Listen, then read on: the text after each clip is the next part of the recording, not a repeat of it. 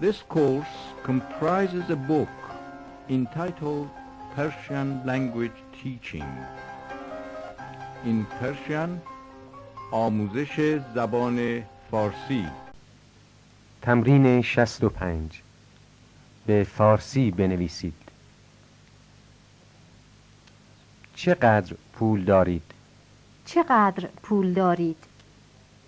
من 2576 تومان دارم.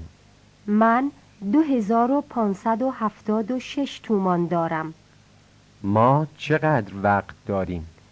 ما چقدر وقت داریم؟ شما فقط نیم ساعت وقت دارید. شما فقط نیم ساعت وقت دارید. او پسرش را به کجا میبرد؟ او پسرش را به کجا میبرد؟ شما چرا غذای منو برام نمیارین؟ شما چرا غذای منو برام نمیارین؟ شما هفته‌ای چند بار مادرتان را میبینید؟ شما هفته‌ای چند بار مادرتان را میبینید؟ برین دستا و صورتتون رو با صابون بشورین. برین دستا و صورتتون رو با صابون بشورین. بیا بخور، بعد برو بنشین.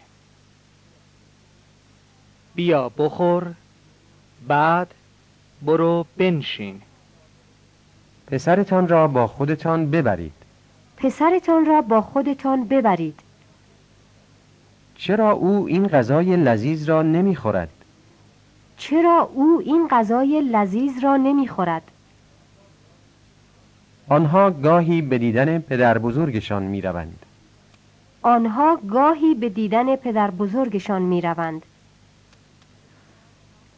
دختر بزرگتان چند سال دارد؟ دختر بزرگتان چند سال دارد؟ چرا شما این دامن قشنگ را برای خانومتان نمیخرید؟ چرا شما این دامن قشنگ را برای خانومتان نمیخرید؟ چرا شما خواهرتان را با خودتان نیاوردید؟ چرا شما خواهرتان را با خودتان نیاوردید؟ پالتو شما چند تا دکمه دارد؟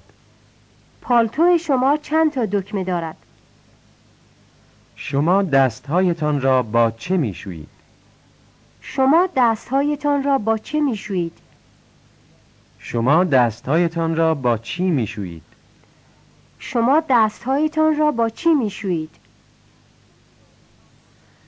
چرا او نام دوستش را به من نمیگوید؟ چرا او نام دوستش را به من نمیگوید؟ چرا او اسم دوستش را به من نمیگوید؟ چرا او اسم دوستش را به من نمیگوید؟ تو این بشقاب‌های کثیف را کجا میبری؟ تو این بشقاب‌های کثیف را کجا میبری؟ شما معمولاً چه ساعتی صبحانه میخورید؟ شما معمولاً چه ساعتی صبحانه میخورید؟